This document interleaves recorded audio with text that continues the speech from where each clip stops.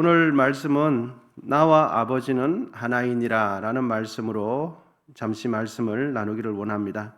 오늘 본문은 수전절에 예수님께서 유대인들과 논쟁하는 단락 중에 전반부에 해당하는 내용입니다. 이 수전절이라는 것은 율법에 규정된 7가지 절기 중에 하나가 아닙니다. 7가지 절기는 유월절, 무교절, 초실절, 칠칠절, 나팔절, 대속죄일이 율법에 규정한 7대의 절기인데, 이 수전절은 이스라엘 역사와 관련해서 그들을 역사 속에서 민족적인 역사와 함께 만들어진 절기가 수전절입니다. 우리나라로 치면 일시적으로 해방을 되찾게 되는 강복절과 비슷한 절기가 이 수전절입니다.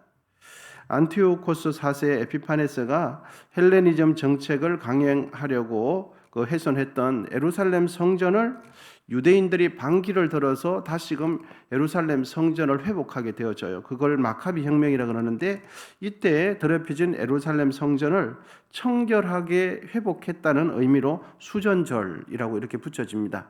그리고 빛의 절기다 이렇게 부르기도 하는데, 그 태양력으로 보면 한 12월 달 지금쯤 됩니다. 여러분 본문 22절을 우리 같이 한번 읽어보겠습니다. 22절 같이 읽겠습니다. 시작. 예루살렘의 수전절이 이러니 때는 겨울이라. 그렇습니다. 이 겨울에 수전절이라는 이스라엘 민족적인 역사가 있었던 거죠. 그때 예수님은 성전 안 솔로몬 행각에서 거닐고 있었습니다. 그리고 또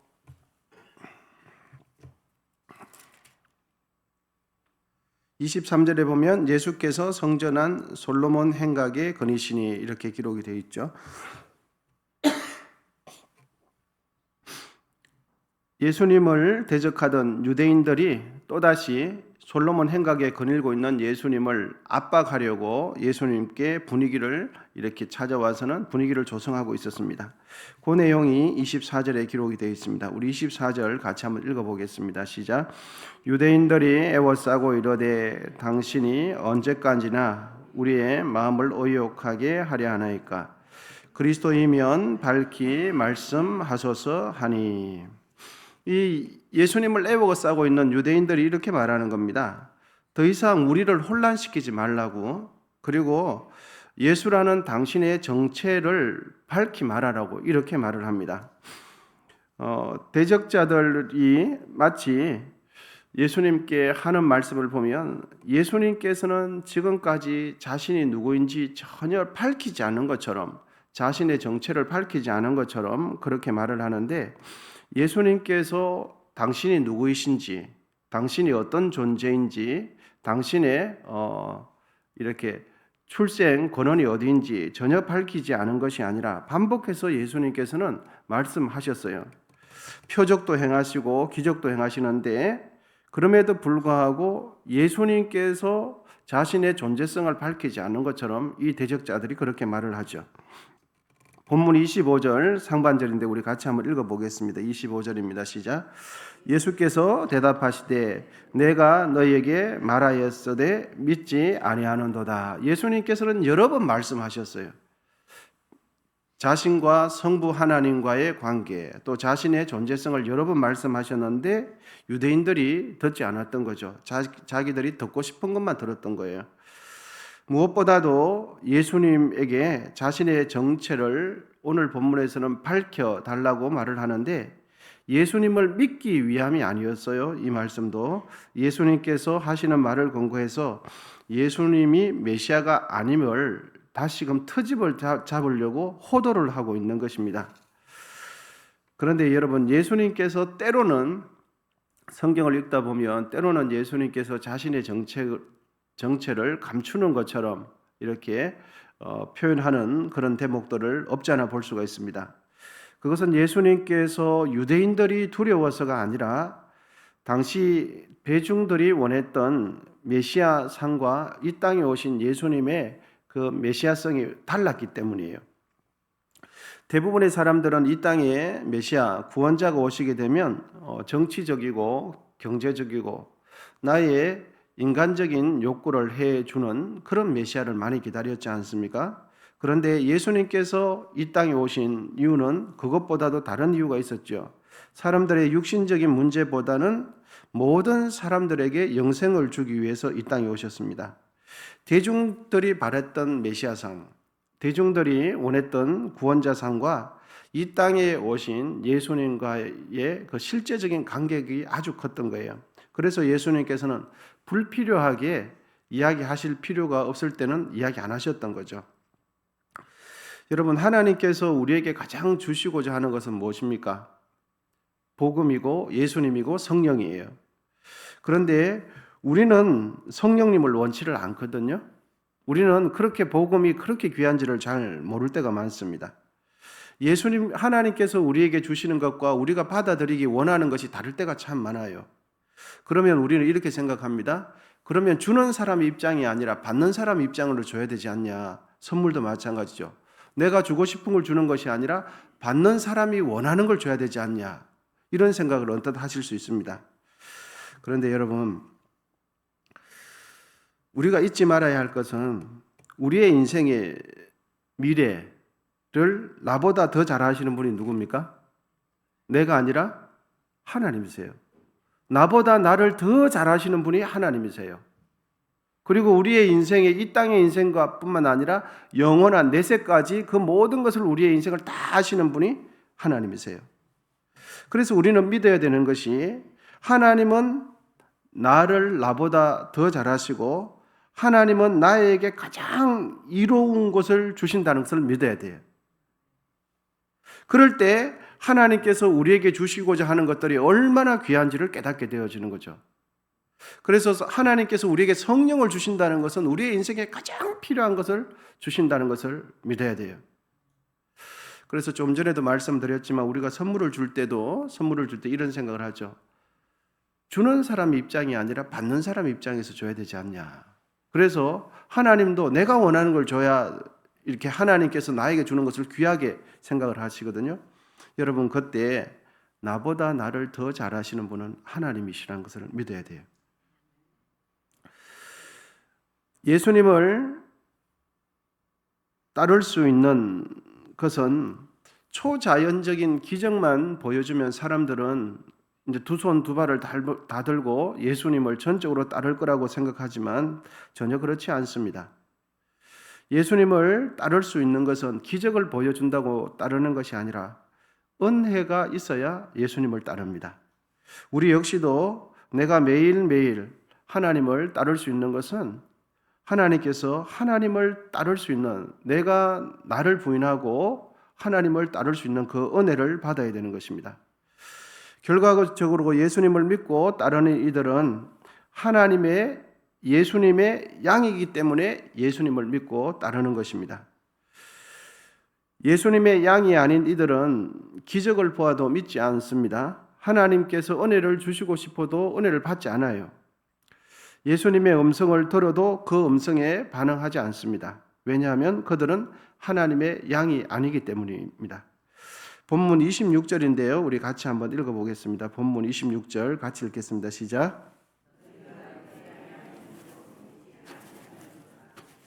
예수님을 대적했던 그 유대 대적자들은 예수님께서 이런저런 이야기를 말씀해 주시고 가르침을 주시고 기적을 주셨음에도 불구하고 예수님을 따르지 않아요. 그래서 예수님께서 단적으로 딱 이야기하시는 말씀이 26절에 너희가 내 양이 아니기 때문에 그렇다. 이렇게 말씀해 주십니다. 예수님의 양이 되기 위해서는 우리 눈에는 잘 보이지 않지만 하나님께서 이끌어 주셔야 돼요. 예수님을 믿는 것, 하나님의 백성이 되는 것은 사람의 노력이 되는 것이 아니라 전적인 하나님의 은혜이기 때문에 하나님께서 예수님께로 이끌어 주셔야 예수님을 따르게 되어집니다. 그래서 예수님은 이렇게 말씀하십니다. 양은 목자의 음성을 듣고 목자를 따른다고 말씀하세요. 하나님께서 붙여주신 예수님을 따를 수 있도록 하나님께서 이끌어 주신 양은 목자 되시는 누구의 음성을 듣는다고요? 예수님의 음성을 듣고 따른대요. 양이 목자의 음성을 듣고 따라가듯이 예수님께 속한 양은 자신이 음성을 듣고 예수님의 뜻대로 따라간다. 이것이 예수님께서 가르쳐 주시는 내용입니다. 여러분, 우리는 이 대목에서 예수님을 믿는 믿음, 이 믿음을 관계적인 측면에서 이해할 수가 있겠습니다. 우리는 지금까지 믿음 하면은 목회자가 강단에서 선포하는 그 메시지를 나의 양심에 꺼리낌 없이 인정하고 적극적으로 동의하는 것, 이것이 믿음이라고 생각했어요. 물론 이것도 믿음의 한 측면일 수는 있겠습니다. 이보다 좀 더 믿음을 성경적으로 이해하시는 분들은 믿음 하면은 내가 마음으로 받아들이고 마음으로 받아들인 이것을 행동하는 것, 실천하는 것, 이것까지 믿음이 아닌가, 이렇게 이해하시는 분들도 계십니다. 이러한 이해는 비교적 성경적인 믿음의 이해를 잘 가지고 계신다 말씀드릴 수 있겠습니다. 그런데 요한복음에서 강조하는 믿음은 행위적인 측면보다는 관계적인 측면에서의 믿음을 강조해요. 이 말은 무슨 말이냐 하면 양과 목자의 상호 간의 친밀감, 신뢰감, 이것이 뭐라고요? 믿음이에요. 양과 목자에 관계되어 있는 이 신뢰감이 형성되어 있는 것, 이것이 믿음이다. 목자가 양에게 말을 하면 양은 그 목자의 음성을 듣고 목자의 음성을 따라서 반응하는 것, 이것이 믿음이죠. 양이 왜 목자의 음성에 반응할까요? 목자를 신뢰하기 때문이에요. 목자와 양 사이에 신뢰감이 형성되어 있기 때문에 반응한다, 이 말씀입니다. 우리의 구원은 믿음을 통해서 여러분 봤는데, 우리를 구원하는 믿음은 주님과의 친밀한 관계를 형성하는 그 관계가 우리를 구원하는 믿음이에요. 행위가 아니라 하나님과 나와의 실제적인 관계가, 이것이 믿음이에요. 예수님께서 우리를 구원해 주시는 것은 예수님과의 관계 때문에 우리를 구원해 주시는 거예요. 주님과의 관계가 바르지 않으면, 하나님과의 관계가 바르지 않으면 내가 하나님을 위해서 그 어떤 행위, 그 어떤 수고, 그 어떤 노력, 그 어떤 봉사, 그 어떤 헌신을 해도 무가치합니다. 하나님과의 관계가 바로되지 않는 상태에서 하는 모든 행동은 무가치예요.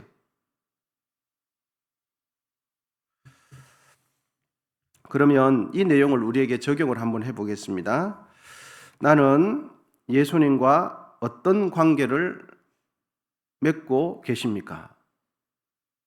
우리는, 제가 금방도 이렇게 질문을 드렸는데 이런 생각이 번쩍 드실 거예요. 관계가 돼 있으니까 봉사하고 헌신하는 것 아닙니까? 이런 생각이 번쩍 드실 거거든요. 여러분, 그렇게 보시면 성경이 말하는 믿음대로 갈 수가 없어요.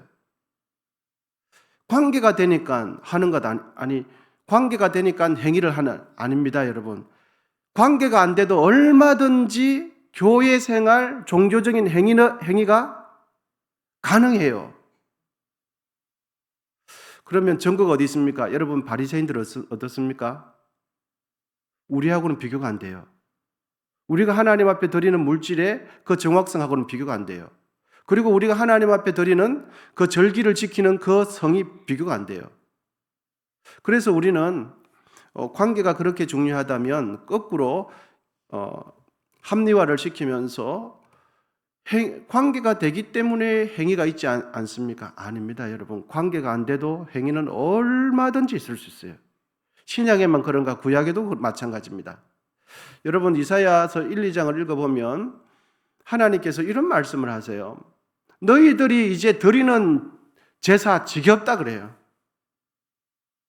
이제 제사를 제발 좀 드리지 말라. 너희들이 하나님을 위해서 드린다는 그 고기 냄새, 고기 타는 냄새, 이제는 지긋지긋하다. 이제는 제사를 제발 드리지 말라. 이렇게 말씀을 해요. 어떻게 이게 이해가 되겠습니까, 여러분? 하나님을 경외하기 때문에 제사 드리는 거 아닙니까? 하나님을 믿기 때문에 예배하는 것 아닙니까? 이렇게 되지 않습니까? 여러분, 그렇지 않아요. 그래서 우리가 내 믿음을 점검하기 위해서는 내가 했던 행위를 통해서 역으로 추정하는 것이 아니라 하나님과의 나의 관계를 먼저 봐야 돼요. 그걸 단면적으로 탁 봐야 내가 어떤 관계가 있는지를 보여주는 거죠. 그래서 우리는 항상 믿음 하면 지금까지 내가 교회 생활을 했던 것을 전제로 해서 이렇게 보기 때문에 나의 믿음이 제대로 진단이 안 되는 거예요. 믿음은 관계예요. 신앙은 관계예요. 그래서 나는 예수님과 지금 어떤 관계를 맺고 있는가? 여러분, 요거를 이런 측면에서 내 신앙을 점검해 보셔야 됩니다. 교회에 관련된 일을 내가 이런 일 저런 일 한 것이 아니라 교회가 나에게 부여해 준 직분 그것 말고 주님과 나와의 1:1 관계는 어떤가? 주님과 나와의 관계를 생각해 보면 아무런 감동이 없고 느낌이 없다면 관계를 다시금 맺어가야 됩니다. 다시금 주님, 저는 아무것도 모릅니다. 주님, 저에게 진리를 인도해 주시고 진리의 빛을 보여주시고 하나님, 저를 주께로 선한 길로 인도해 주시고 진리를 깨닫게 해달라고 말씀을 드려야 돼요. 나의 믿음의 현주소는 지금까지 내가 교회에서 행한 행위가 아니라 현재 예수님과의 1:1로 맺고 있는 그 관계가 나의 믿음의 현주소입니다. 내가 무엇을 했는가? 이것보다는 주님과 내가 지금 현재 어떤 관계를 맺고 있는가? 이걸 보셔야 나의 믿음의 현주소가 보이는 거예요. 믿음은 행위에서 비롯되는 것이 아니라 관계에서 시작해서 행위로 마치는 거예요. 그래서 믿음의 시작은 관계예요.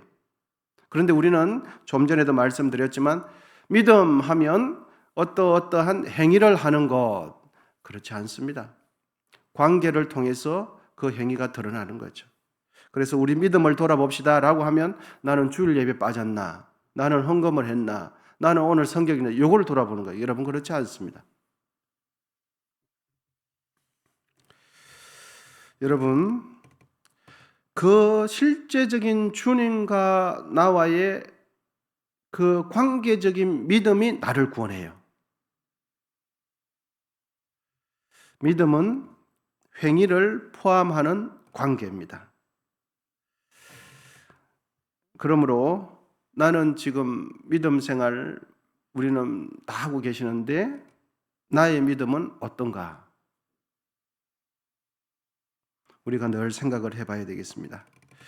그 믿음이 우리를 구원해주고 그 믿음이 우리를 선한 길로 인도를 합니다.